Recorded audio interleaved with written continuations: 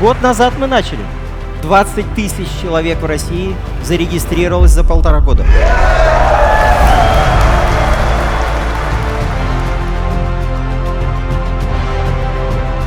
О чем думают все компании сегодня?